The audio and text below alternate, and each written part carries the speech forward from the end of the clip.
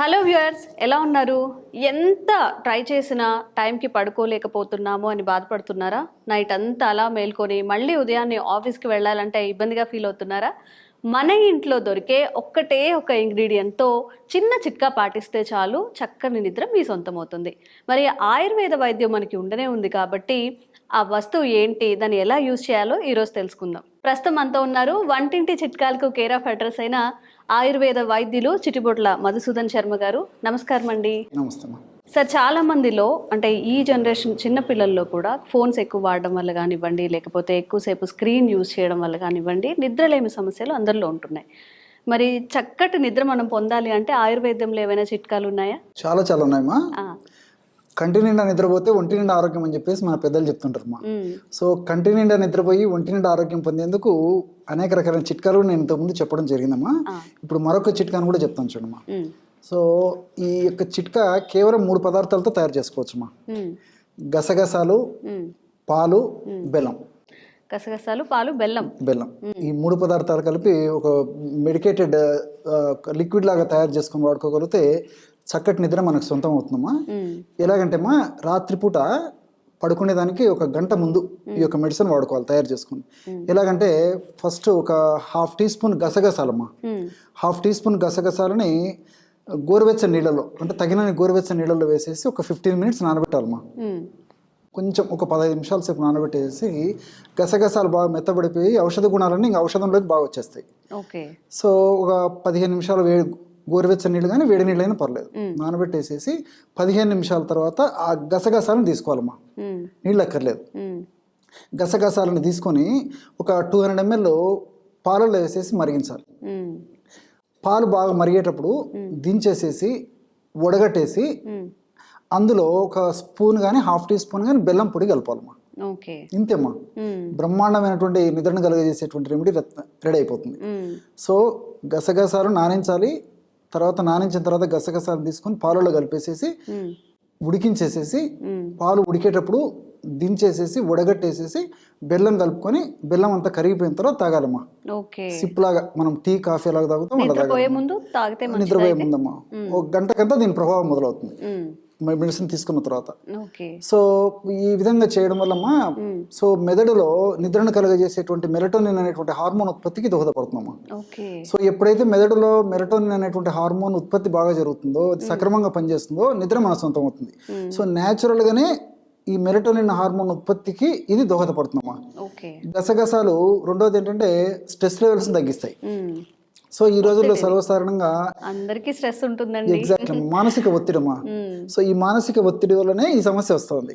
ఎప్పుడైతే మానసిక ఒత్తిడి తగ్గిపోతుందో దానివల్ల మెదడులో కార్టిసాల్ అనేటువంటి హార్మోన్ ఉత్పత్తి కూడా తగ్గిపోతుందమ్మా. సో మానసిక ఒత్తిడి వల్ల మెదడులో కానీ దేహంలో కార్టిసాల్ పెరిగినప్పుడు దీని యొక్క ప్రభావం చేత మెలటోనిన్ మీద పడేసి మెలటోనిన్ కూడా సరిగ్గా పనిచేయకపోవడం కానీ, మెలటోనిన్ సరిగ్గా ఉత్పత్తి కాకపోవడం కానీ జరుగుతుంది. సో ఎప్పుడైతే కార్టిసాల్ లెవెల్స్ తగ్గిపోతాయో, కార్టిసాల్ ఉత్పత్తి బాగా తగ్గుతుందో, అప్పుడు న్యాచురల్ గా మెలటోనిన్ పెరిగిపోతుంది, అది బాగా పనిచేస్తుంది. మెలటోనిన్ బాగా పెరిగితే నిద్ర వచ్చేస్తుంది. సో గసగసాల్లో రెండోది ఏంటంటే దాని పేరే పెపావర్ సోమ్నిఫెరా అమ్మా. పెపావర్ సోమ్నిఫెరా. అన్ని భాషలో సోమ్న అంటే నిద్ర అమ్మా.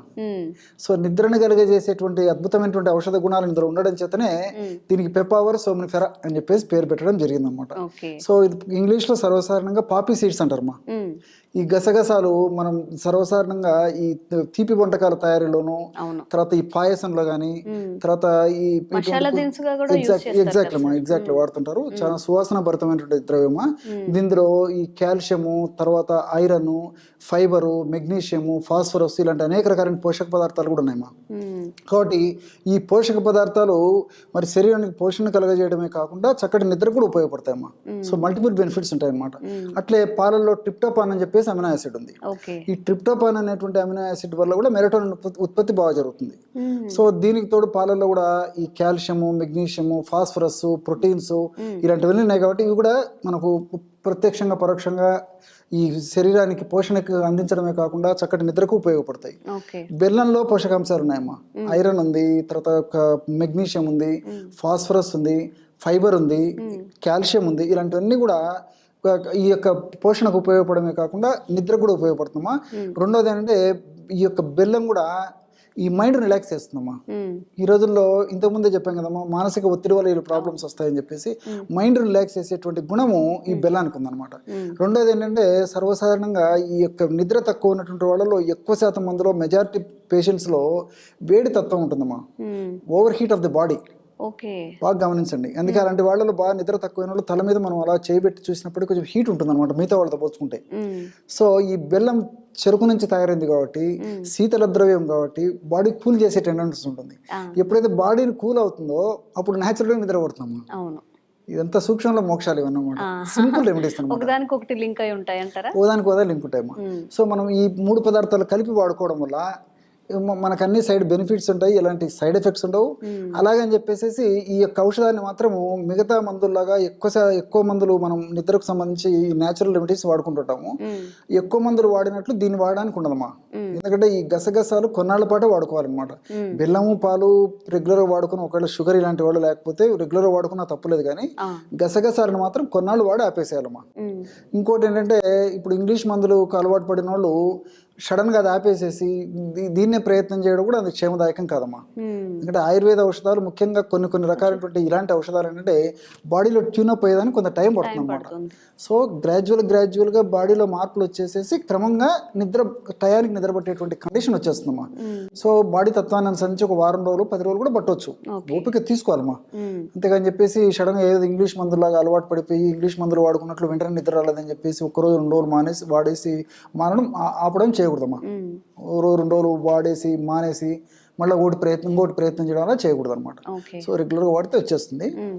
ఇది కూడా మ్యాక్సిమం ఒక 3 వీక్స్ 4 వీక్స్ కంటే అవసరం ఉండదు మా జనరల్గా. సో తర్వాత మనం తీసుకునే జాగ్రత్తలు కూడా ముఖ్యమా. సో ప్రశాంతమైన నిద్ర, కంటిన్యూ నిద్ర మన సొంతం కావాలంటే రాత్రిపూట టయానికి నిద్రపోవడం అలవాటు చేసుకోవాలి, ఉదయం పూట టయానికి లేవడం అలవాటు చేసుకోవాలి.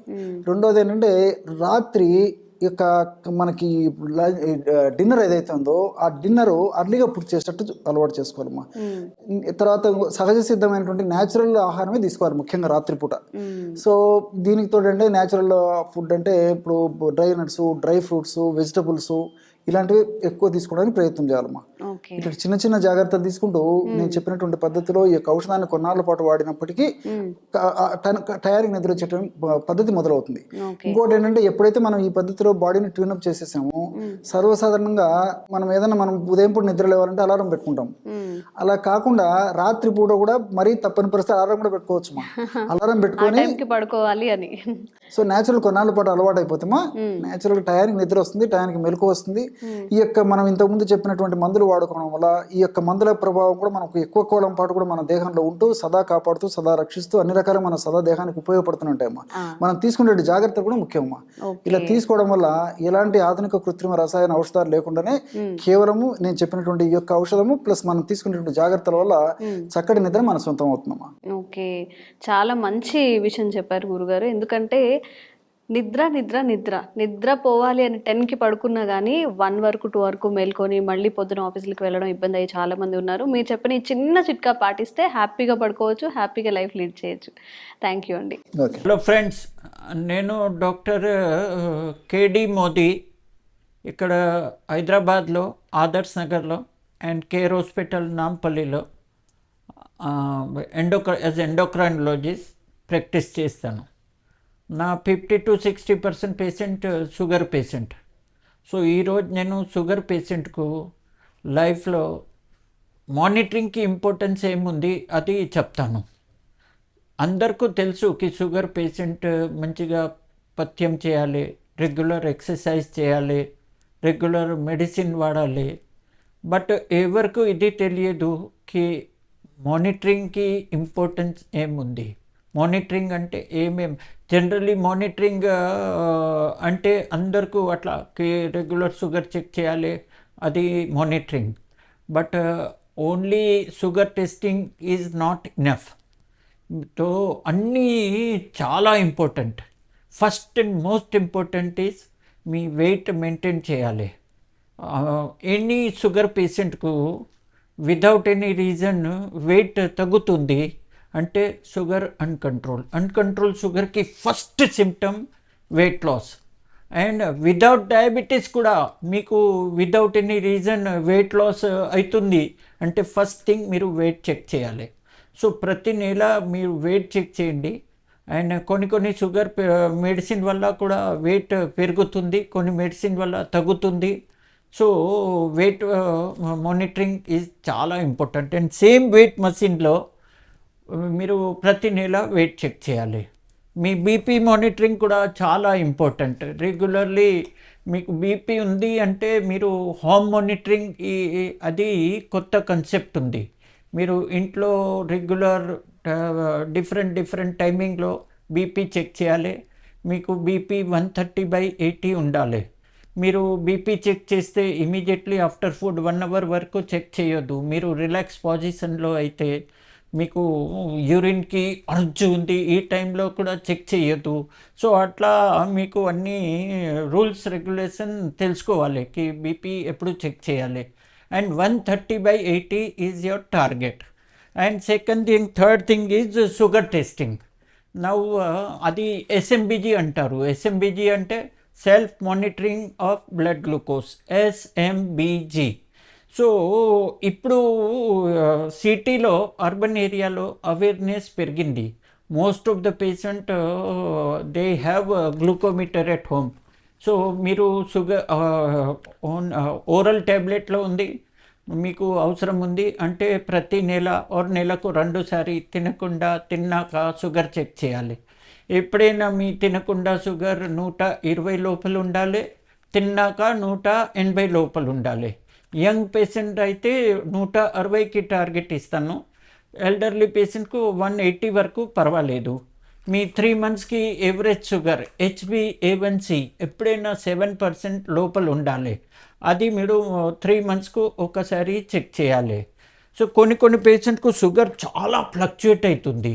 షుగర్ ఫ్లక్చుయేషన్ అయితే మీరు డైలీ చెక్ చేయాలి. Especially those are on insulin, మీకు 2 సారి 3 సారి 4 సారి ఇన్సులిన్ అవసరం పడుతుంది, మీ షుగర్ చాలా ఫ్లక్చుయేట్ అవుతుంది. సో ఈ పేషెంట్కు daily self monitoring. First fix fasting first. So మీ ఫాస్టింగ్ షుగర్ ఫస్ట్ కంట్రోల్ ఉండాలి 120 లోపల. ఒకసారి మీ ఫాస్టింగ్ షుగర్ కన్సిస్టెంట్లీ నార్మల్ వస్తుంది అంటే సెకండ్ స్టేజ్ ఈజ్ తిన్నాక షుగర్ 180 లోపల ఉండాలి. సో మీరు ఫాస్టింగ్ పోస్ట్ లంచ్ అట్లా రెగ్యులర్ ట్యాబ్లెట్ వాడుతున్నారు అంటే కూడా మీరు వారానికి 2 వారాలకు ఒకసారి కంపల్సరీ చెక్ చేయాలి. కొన్ని పేషెంట్కు CGM అవసరం పడుతుంది. CGM అంటే ఒక చిన్న చిప్ ఉంది, అది మీకు బాడీలో పెడతారు. అది బాడీ లోపల కాదు, అవుట్ సైడ్ స్కిన్లో. అది 15 days అవుతుంది. అనేది మీకు continuous sugar monitoring, every 3 minutes sugar monitoring అవుతుంది. సో దాంట్లో గ్రాఫ్ ఎట్లా వస్తుంది నేను చూపిస్తాను. అది అట్లా ఈ పేషెంట్కి చూడు, ఇది గ్రాఫ్ ఉంది, అది టార్గెట్ TIR అంటారు. TIR అంటే time in range. Me 70% reading green జోన్లో అంటే 70 to 180 మధ్యలో ఉండాలి. ఈ పేషెంట్కు ఉంది. ఈ పేషెంట్కి చూడు డైలీ గ్రాఫ్ చూస్తే అన్ని రీడింగ్ నార్మల్ రేంజ్లో ఉంది.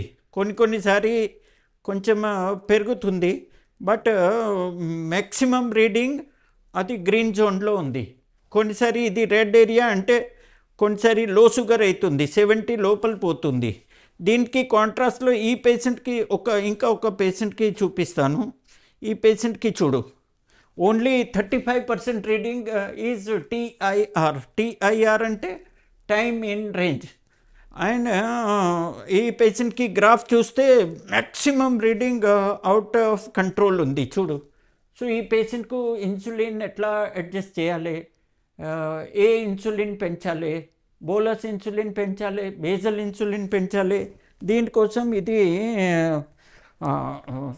CGM కంటిన్యూస్ గ్లూకోజ్ మానిటరింగ్ చాలా ఇంపార్టెంట్. చిన్న చిప్ పెడతారు, అది చిప్లో అన్నీ, ఈ చిప్ వల్ల ప్రాబ్లం ఏం లేదు చూడు, అట్లా చిన్న ఉంది చూడు. ఈ పెడితే మీకు కంటిన్యూస్ గ్రాఫ్ వస్తుంది, కనిపిస్తుంది. So every 3 minutes you get reading and sugar is going out of range or below range or above range to signal వస్తుంది. సో అది CGM అంటారు. తర్వాత అన్ని షుగర్ పేషెంట్కు కిడ్నీకి రిస్క్ ఎక్కువ, కంటికి రిస్క్ ఎక్కువ. సో మీరు మినిమం సంవత్సరాలకు ఒకసారి అట్లా రెటినా టెస్టింగ్ చేయాలి. ఫండస్ ఫోటోగ్రఫీ అంటారు. Fundus photography especially long standing diabetes, మీ డయాబెటీస్ 5 years కన్నా ఎక్కువ డ్యూరేషన్ అయింది అంటే ఫండస్ రెటినా టెస్టింగ్ చేయాలి. సో ఇది అన్నీ చాలా ఇంపార్టెంట్ ఉంది. షుగర్ పేషెంట్కు మానిటరింగ్ అంటే ఓన్లీ షుగర్ మానిటరింగ్ అట్లా కాదు, weight monitoring, BP monitoring, then blood sugar testing, then యూరిన్లో ప్రోటీన్ పోతుంది లేదు, యూరిన్ ఆల్బ్యూమిన్ యూరియా ఉందా లేదా, normal urine albumin creatinine ratio 30 లోపల ఉండాలి. సో సంవత్సరాలకు ఒకసారి మీ కిడ్నీకు రిస్క్ ఉంది లేదు, అందరికీ కిడ్నీ అంటే creatinine urea, but creatinine urea ఎక్కువ వస్తే చాలా అడ్వాన్స్ స్టేజ్. దీనికి ముందు మీరు urine albumin creatinine ratio UACR అది చెక్ చేయాలి. సో ఇది అన్నీ మీరు సరిగా చెక్ చేస్తే, మెడిసిన్ సరిగా వాడితే, రెగ్యులర్ ఎక్సర్సైజ్ చేస్తే అండ్ డైట్ కంట్రోల్ చేస్తే, అన్నీ కంపోజిట్ మేనేజ్మెంట్ అయితే మీకు బెస్ట్ అవుట్కమ్ అవుతుంది. నా బ్రాంచ్లో, నా క్లినిక్లో అన్ని పేషెంట్లో 50 to 60% పేషెంట్ షుగర్ పేషెంట్. షుగర్కి ఇప్పుడు చాలా చాలా పెద్ద ప్రాబ్లం అయింది డయాబెటీస్కి. ఎందుకు ఎవ్రీ 10%లో 1% ఈజ్ డయాబెటిక్. సో రఫ్లీ in urban area prevalence of diabetes is 10%. And sugar పేషెంట్కు sugar long standing sugar, uncontrol sugar అయితే చాలా కాంప్లికేషన్ వస్తుంది. కంటికి ప్రాబ్లం, కిడ్నీకి ప్రాబ్లం, కాలు పుండు, నరాలుకి ప్రాబ్లం, హార్ట్కి ప్రాబ్లం. సో ఈ అన్ని కాంప్లికేషన్లో నేను ఈరోజు కంటికి ఏమేం ప్రాబ్లం వస్తుంది షుగర్ పేషెంట్కు అది ఈరోజు డిస్కస్ చేస్తాను. సో కంటిలో ఇది చూడండి, ఇది క్రాస్ సెక్షన్ ఉంది, దాంట్లో ఇది front portion and back side retina ఉంది. ఈ రెటినా ఎట్లా కనిపిస్తుంది, ఇది అట్లా చూస్తే లోపల ఆప్థల్మోస్కోప్ అంటారు. ఇది ఆప్థల్మోస్కోప్ పెడితే రెటినా అట్లా కనిపిస్తుంది. సో నార్మల్ రెటినా, ఇది షుగర్ పేషెంట్కి రెటినా ఉంది. చాలా షుగర్కి స్పాట్స్ వచ్చింది చూడు, ఇది కొన్ని బ్లీడింగ్ స్పాట్స్, కొన్ని హార్డ్ ఎగ్జుడేట్ అంటారు, హార్డ్ ఎగ్జుడేట్. సో ఇది ఏముంది, దీనివల్ల ఏం ప్రాబ్లం వస్తుంది అది నేను చెప్తాను. ఫస్ట్ థింగ్ ఈజ్ షుగర్ పేషెంట్కు కంటికి ఇన్ఫెక్షన్ చాలా మోర్ కామన్. కంటిలో కంజంక్టివైటిస్ ఎక్కువ వస్తుంది, స్టై ఎక్కువ వస్తుంది. సో అన్ని ఇన్ఫెక్షన్ ప్రాబ్లమ్ షుగర్ కంట్రోల్ లేదు అంటే ఎక్కువ వస్తుంది. సెకండ్ థింగ్ ఈజ్ సుక్లాన్, క్యాట్రాక్ట్. షుగర్ పేషెంట్కు అన్కంట్రోల్ షుగర్ అయితే క్యాట్రాక్ట్ తొందరగా వస్తుంది. ఈ క్యాట్రాక్ట్ ఆర్ సుక్లాన్కి ప్రాబ్లమ్ నార్మలీ 60 సంవత్సరాల తర్వాత వస్తుంది, బట్ షుగర్ పేషెంట్కు 50లో, 45లో, 40లో అట్లా వస్తుంది. షుగర్ కంట్రోల్ లేదు అంటే. మీరు మంచిగా షుగర్ కంట్రోల్ చేస్తే అర్లీ క్యాట్రాక్ట్ కామన్ లేదు. సో అర్లీ క్యాట్రాక్ట్ ప్రివెంట్ చేయాలి అంటే మీ షుగర్ మంచిగా కంట్రోల్ ఉండాలి. And second and most important thing is retina involvement. Sugar పేషెంట్కు రెటినాకి రిస్క్ చాలా ఎక్కువ, especially sugar long standing sugar 5 years 10 years. Type 2 డయాబెటీస్లో ఈవెన్ ఇమీడియట్లీ కూడా రెటినాకి ప్రాబ్లం వస్తుంది. సో రెటినా అంటే చాలా వైటల్. ఎందుకు చూడు, కంటికి బ్యాక్ సైడ్లో ఇది మోస్ట్ సెన్సిటివ్ పార్ట్ రెటినా ఉంది. ఇక్కడ అన్ని రేస్ కాన్సన్ట్రేట్ అయ్యి అండ్ సిగ్నల్ బ్రెయిన్లో పోతుంది. సో రెటినాకి పని ఏముంది, అన్ని ఐ సిగ్నల్స్ మొత్తం కాన్సన్ట్రేట్ చేసి బ్రెయిన్లో పంపించాలి. So retina is most vital structure in our eye. And retina వల్ల సిమ్టమ్స్ రెటినాకు ప్రాబ్లం ఉంది అంటే ఏం సిమ్టమ్స్ వస్తుంది? So commonest symptom is no symptom. Sugar పేషెంట్కు సిమ్టమ్స్ ఏం లేదు, ఓన్లీ రెటినా టెస్టింగ్ చేస్తే, అట్లా డాక్టర్ ఫండస్ ఎగ్జామినేషన్ చేస్తే, ఫండస్ ఫోటోగ్రఫీ చేస్తే దాంట్లో చేంజెస్ ఉందా లేదా అది చెక్ చేస్తాడు.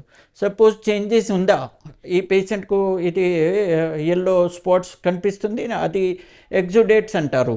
సో ఇది చేంజెస్ ఉందా అంటే మీరు లేజర్ ట్రీట్మెంట్ ఇస్తే, కొన్ని పేషెంట్కు కంటి రెటినాకి మోస్ట్ వైటల్ పార్ట్ మెక్యులా ఉంది, అక్కడ చేంజెస్ అయితే మీకు లోపల డాక్టర్ ఇంజెక్షన్ కూడా ఇస్తాడు దీనికి. సో అది ఇస్తే సడన్ బ్లైండ్నెస్ ప్రివెంట్ అవుతుంది, అదర్వైజ్ సడన్ ఐసైట్ పోతుంది. అట్లా quite common in diabetic patient. నేను ఎవ్రీ 2 వీక్స్లో ఒక పేషెంట్ చూస్తాను కి షుగర్ వల్ల ఐసైట్ పోయింది, షుగర్ వల్ల ఐసైట్ పోయింది. సో షుగర్ వల్ల రెటినా ఇన్వాల్వ్మెంట్, ఐసైట్ ప్రాబ్లం ఇది ప్రివెంటబుల్ ఉంది. ఓన్లీ థింగ్ ఈజ్ దీనివల్ల అర్లీ స్టేజ్లో సిమ్టమ్స్ ఏం లేదు.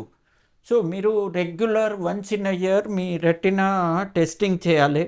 అండ్ రెటినా అట్లా కనిపిస్తుంది, ఫండస్ ఫోటోగ్రఫీ చేస్తే అండ్ దాంట్లో ఐడియా వస్తుంది కి మైల్డ్ రెటినోపతి ఉంది, మోడరేట్ రెటినోపతి ఉంది, సివియర్ ఉంది. అన్ని పేషెంట్కు రెటినోపతి వస్తుంది అట్లా లేదు. సపోజ్ మీ షుగర్ చాలా మంచి కంట్రోల్ ఉంది, మీ బ్లడ్ షుగర్ మీరు రెగ్యులర్ చెక్ చేస్తాడు, మీ HbA1c 7% లోపల ఉంది అంటే రెటినా ఇన్వాల్వ్మెంట్ ఛాన్సెస్ తక్కువ. బట్ మీ షుగర్ అస్సలే కంట్రోల్ లేదు అండ్ మీరు అండ్ బీపీ కూడా కాంట్రిబ్యూట్ చేస్తాడు రెటినా ఇన్వాల్వ్మెంట్లో. మీ బీపీ కంట్రోల్ లేదు అంటే కూడా రెటినాకి ఇన్వాల్వ్మెంట్ అవుతుంది. ఎందుకు రెటినా ఇన్వాల్వ్మెంట్ ఎక్కువ కామన్ షుగర్ పేషెంట్కు? ఎందుకు రెటినాలో మైక్రో వెసల్స్ ఉంది అండ్ షుగర్కి జబ్బుకి నేచర్ ఎట్లా ఉంది, మైక్రో వెసల్స్, మైక్రో ఎంజియోపతి అంటారు. మైక్రోవెసల్ ఇన్వాల్వ్మెంట్ చాలా కామన్. సో మైక్రోవెసల్ ఇన్వాల్వ్మెంట్ అయితే మీ రెటినా ఖరాబ్ అవుతుంది, దాంట్లో స్పోర్ట్స్ పడుతుంది, కొన్నిసారి రెటినా డిటాచ్ అవుతుంది, కొన్నిసారి రెటినా అండ్ రెటినాకి ఫ్రంట్ సైడ్లో లిక్విడ్ ఉంది, అది విట్రస్. సో విట్రస్ హెమరేజ్ అవుతుంది. సో విట్రస్ హెమరేజ్ అయితే ఫస్ట్ సిమ్టమ్ సడన్ చూపు పోతుంది. కొన్నిసారి రెటినా డిటాచ్ అయితే మీ సడన్ విజన్కి ఫీల్డ్ నాకు లెఫ్ట్ సైడ్ అసలు కనపడలేదు అట్లా పేషెంట్ చెప్తాడు. సో ఇది అన్నీ emergency symptom. But most of the patient early ఇన్వాల్వ్మెంట్లో సిమ్టమ్స్ ఏం లేదు. సో మీరు రెటినా ఎగ్జామినేషన్ చేస్తే డాక్టర్ మీ రెటినా చెక్ చేస్తే ఐడియా వస్తుంది. అండ్ తర్వాత రెటినా చెక్ చేసి రెటినోపతి సివియర్ అయితే మీకు లేజర్ ట్రీట్మెంట్ లేకుండా లోపల ఇంజెక్షన్ ఉంది, విజిఫ్ ఇంజెక్షన్ అంటారు, అది ఇస్తాడు. సో లోపల బ్లీడింగ్ తగ్గిపోతుంది, కొద్దిగా విజన్ క్లియర్ అవుతుంది అండ్ మీ విజన్ సాల్వేజ్ అవుతుంది. సో ఇది అన్నీ నేను ఎందుకు చెప్తాను కి షుగర్ పేషెంట్కి ఇది వైటల్ ఏరియా ఉంది. సో మీరు డయాబెటిక్ పేషెంట్ అయితే, టైప్ 1 అయితే, టైప్ 2 అయితే మినిమం సంవత్సరాలకు ఒక్కసారి మీ రెటినా టెస్ట్ చేసి ఎన్ని రిస్కీ లీజన్స్ ఉందా లేదా, ఎన్ని ట్రీట్మెంట్ అవసరం ఉంది లేదు, ఇది మీరు కంపల్సరీ దీనికోసం రెటినా టెస్టింగ్ చేయాలి. అండ్ రెటినా డిసీజ్ ఇన్వాల్వ్మెంట్కి ప్రివెన్షన్ కోసం most important is sugar control, BP control, రెండు చాలా ఇంపార్టెంట్ ఉంది. Thank you very much. And for more videos, Please subscribe to iDream. Please subscribe to iDream. Please subscribe iDream. And please subscribe to iDream. For more videos, subscribe to iDream.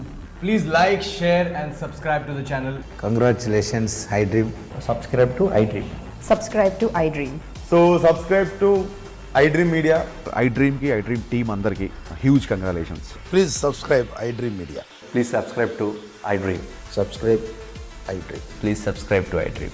iDream అంటే నా కళల channel subscribe చేసుకున్నారు, నోరు తిరుగుతలేదు, మీరైతే గంట గుర్తు కొట్టండి. For more such videos, please subscribe to iDream. Subscribe to iDream. Please subscribe to iDream. Please subscribe iDream Media. Please do subscribe to iDream. Please subscribe to iDream Media. For best entertainment and information, please subscribe iDream. And don't forget to subscribe to iDream.